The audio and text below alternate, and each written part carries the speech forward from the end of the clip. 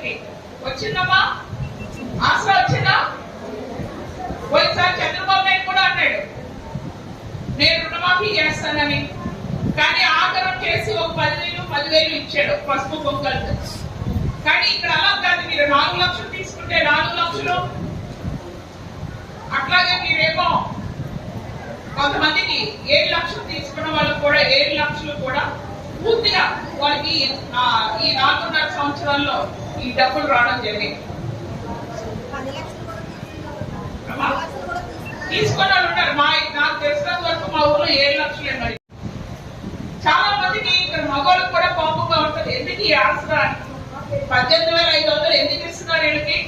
చాలా మంది దగ్గర నేను విన్నాను కూడా, కొంతమంది ఆడవాళ్ళ దగ్గర కూడా విన్నాను, అమ్మఒడి తీసుకునే వాళ్ళు ఈ 45 సంవత్సరాలకి ఎందుకంటే ఆ డబ్బులు మాకే ఇస్తే మాకు పోవడానికి ఖర్చు ఉంటుంది, పిల్లల్ని ఏమో పెంచాలి కదా, 45 ఏళ్ళు కూడా ఉన్న వాళ్ళకి ఏం ఖర్చు ఉంటుంది, వాళ్ళకి ఎందుకు మీరు డబ్బులు ఇస్తున్నారు అని చెప్పి మీ ఏరియాలో వచ్చి ఒక లేడీ నన్ను అడిగింది.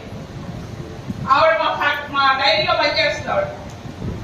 నేను ఇంకా ఊరు చెప్పానంటే మీ ఇదైపోతుంది, కానీ నన్ను అడిగాడు ఏమ్మా ఎందుకమ్మా 45 ఏళ్ళు కనుక ఏ పని ఉంటుంది, మాకైతే 2 పిల్లలతో ఉన్న ఆ 18,500 కూడా మాకే ఇచ్చేయచ్చు కదా, బాగుంది హాస్పిటల్లో తప్పలేదు.